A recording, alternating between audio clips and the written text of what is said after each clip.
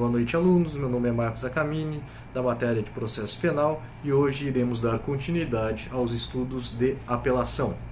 Na aula passada, falamos sobre as hipóteses de cabimento deste recurso. Hoje falaremos sobre os outros itens referentes à matéria. Primeiro, tempestividade. Deem uma lida no artigo 593 caput do Código de Processo Penal. Nós temos a interposição, ou seja, é o desejo da parte em recorrer.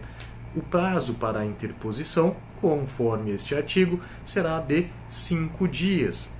Então, quem poderá fazer a interposição? O Ministério Público, nos casos de ação penal pública, o querelante, nos casos de ação penal privada, o próprio réu, acusado, e também o seu defensor. Então, estas são as pessoas que poderão interpor o recurso de apelação. No caso, nós temos também a chamada apelação supletiva. O que isso quer dizer? Então, nas ações penais públicas, é possível que haja a figura do assistente de acusação. O assistente de acusação, ele está previsto no artigo 268 do Código de Processo Penal, e ele poderá se habilitar durante o processo. Então, a apelação supletiva, nós temos duas situações. O ofendido, que não está habilitado no processo, e o ofendido que está habilitado, de acordo com o artigo 268. Primeira hipótese, se ele não estiver habilitado no processo, o que acontecerá? Então, vai ter o prazo para a acusação, ou seja, o Ministério Público interpor o recurso de apelação. Se transcorrer em albis, ou seja, se transcorrer em branco este prazo, haverá então 15 dias para que o ofendido não habilitado no processo, ele interponha o seu recurso, chamado de apelação supletiva. Isso está no artigo 598, parágrafo único do Código de Processo Penal. Então, a primeira hipótese, se o ofendido não estiver habilitado no processo, ele, no prazo de 15 dias, poderá interpor a apelação supletiva. E se ele estiver habilitado no processo, de acordo com o artigo 268? Então, transcorrido o prazo do Ministério Público e ele não apelou, o juiz vai intimar o assistente de acusação para que no prazo de 5 dias ele apresente a interposição. Isto está também sumulado pelo STF no enunciado na súmula 448 deste Tribunal Superior. Entendido? Bom, então nós falamos sobre o prazo para as razões de 5 dias. Para o processo penal, nós temos o prazo para a interposição, que é a parte manifestando o seu desejo de recorrer, e depois o juiz vai intimá-lo para apresentar as razões, ou seja, os seus argumentos, no prazo de 8 dias, conforme o artigo 600 do Código de Processo Penal, e intimará a parte contrária para que apresente as contrarrazões também no prazo de 8 dias. Se houver assistente de acusação do Ministério Público, o Ministério Público interpôs o recurso. Ele vai apresentar as razões no prazo de 8 dias e depois o assistente de acusação, no prazo de 3 dias, também apresentará as razões conforme o artigo 600, parágrafo 1º do Código de Processo Penal. Então, o que eu estou falando é que o Ministério Público recorreu, o assistente de acusação habilitado no processo, ele vai, depois das razões do Ministério Público, apresentar também as suas razões, porém no prazo de 3 dias. E nos casos de ação penal privada? Então, o querelante ele vai interpor o recurso, apresentar as suas razões em 8 dias, e aí o Ministério Público, no prazo de 3 dias, apresentará também as suas razões, conforme o artigo 600, parágrafo 2º do Código de Processo Penal.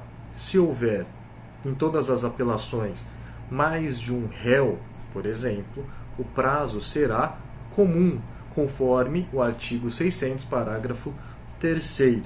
Então, a apresentação de razões de 8 dias será igual, será o mesmo prazo para todos os réus, isso conforme o Código de Processo Penal. Na prática, para que haja a relevância do princípio, por exemplo, do contraditório e ampla defesa, o juiz ele pode deferir que cada réu tenha um prazo independente e não comum. E ainda no artigo 600, mas bastante importante, é o caso do seu parágrafo 4º. O apelante, ou seja, aquele que recorre, ele pode, se preferir, manifestar para o juízo de primeiro grau que as suas razões serão apresentadas no tribunal. Sobre a regularidade formal, como que pode ser interposto o recurso de apelação? Ele pode ser de acordo com o artigo 578 do Código de Processo Penal, realizado por petição, ou seja, de forma escrita, e também poderá ser feita por termos nos autos. O que isso quer dizer? A parte faz isso de maneira oral e o servidor fará a transcrição por escrito e o recorrente irá assinar, isto é, termo nos autos. E uma observação bastante importante, juizado especial criminal. Então, Lei 9.099, o prazo é único, de 10 dias, de acordo com o artigo 82, parágrafo 1º, com a apresentação tanto da interposição quanto das razões. Então, o que eu estava dizendo de um prazo de 5 dias para a interposição e 8 dias para as razões, não se aplica ao procedimento sumaríssimo. Procedimento sumaríssimo, o prazo ele é de 10 dias, em que você deverá apresentar tanto as razões quanto a interposição. Então, de acordo com o artigo 82, parágrafo 1º da Lei 9.099. Sobre o caso de falta de pagamento de custas, isto é aplicável apenas nas ações penais privadas. Se o recorrente não recolher as custas, o juiz de primeiro grau declarará o recurso deserto. Portanto, ele não será conhecido, mas é apenas para as ações penais privadas. Nas ações penais públicas, não há a exigência do recolhimento de custas, porque isto só será realizado posteriormente, eventualmente, se houver o trânsito em julgado de uma sentença condenatória. Beleza? Sobre a legitimidade, quem pode recorrer? Bom, então, artigo 577, caput, do Código de Processo Penal, nós temos lá que pode recorrer o Ministério Público, o querelante, o acusado e o seu defensor. Observação, olha só, o acusado ele tem uma legitimidade especial, ele pode recorrer, mas, como é óbvio, se ele não tem conhecimento técnico, quando o acusado recorre, será intimado o seu defensor para que apresente as razões. E se houver um conflito de interesses? Exemplo, se o acusado quer recorrer e o seu defensor não. O acusado recorrendo e o seu defensor não apresentando as razões, o juiz irá intimar o acusado para constituir um novo defensor ou nomear um defensor dativo ou a Defensoria Pública para que apresente estas razões.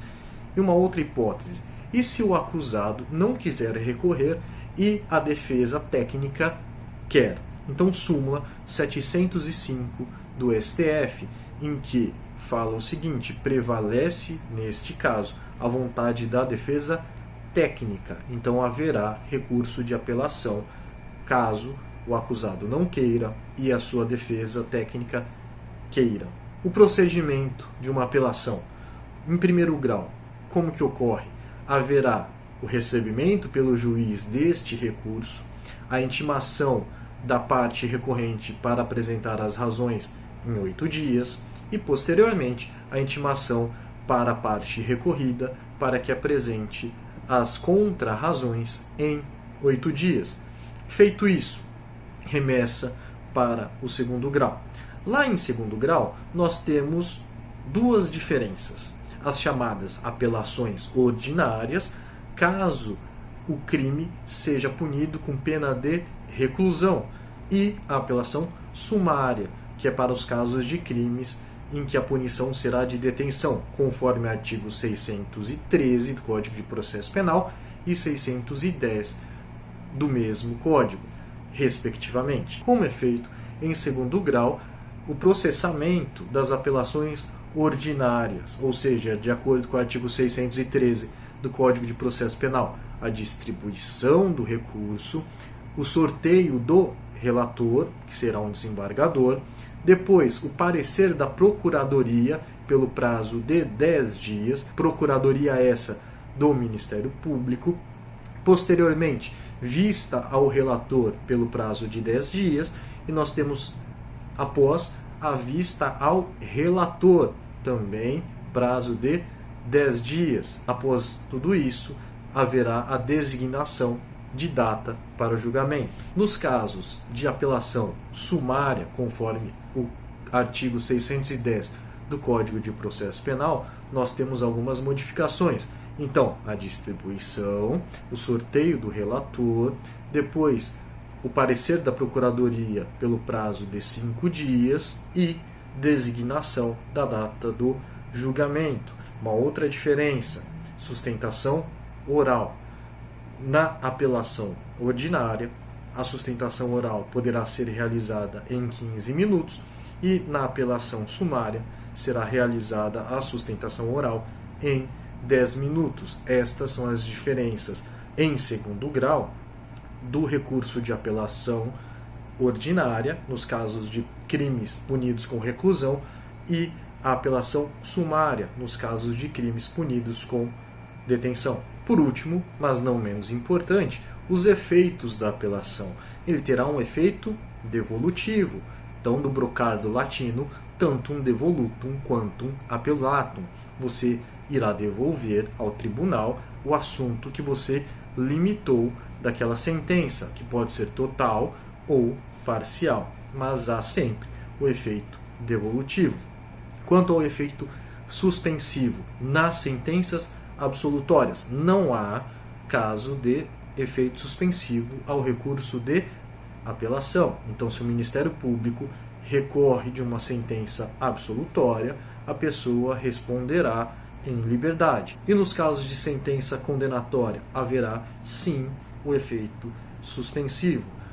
Ou seja, a regra é que recorra-se em liberdade, mesmo com uma sentença condenatória, portanto há efeito suspensivo, salvo artigo 387, parágrafo 1º do Código de Processo Penal, se for decretada a prisão preventiva cumprindo os requisitos do artigo 312 e 313 do mesmo Código. E observem, após a Lei 13.964 de 2019, agora, se uma pessoa for condenada em tribunal do júri por uma pena de 15 anos ou superior a 15 anos, não haverá efeito suspensivo, de acordo com o artigo 494, parágrafo 4º do Código de Processo Penal. Então esta é uma mudança recente. Depois de falarmos do efeito suspensivo, haverá efeito regressivo na apelação? Não. O efeito regressivo, previsto no artigo 589 do Código de Processo Penal, é aplicado ao recurso em sentido estrito e o agravo em execução. A apelação não tem efeito regressivo, que é o juízo de retratação. E por último, existe a possibilidade do efeito extensivo, conforme o artigo 580 do Código de Processo Penal. Se houver mais de um réu e apenas um recorrer, se houver uma modificação no tribunal e não for relacionado a motivos de caráter pessoal, aquela modificação poderá se estender a todos os outros réus, mesmo que eles não tenham recorrido. Este é o efeito extensivo do artigo 580 do Código de Processo Penal. E assim terminamos o recurso de apelação. Desejo a todos bons estudos, leiam a doutrina, leiam a lei seca, prestem atenção a esta videoaula e nos vemos na próxima aula.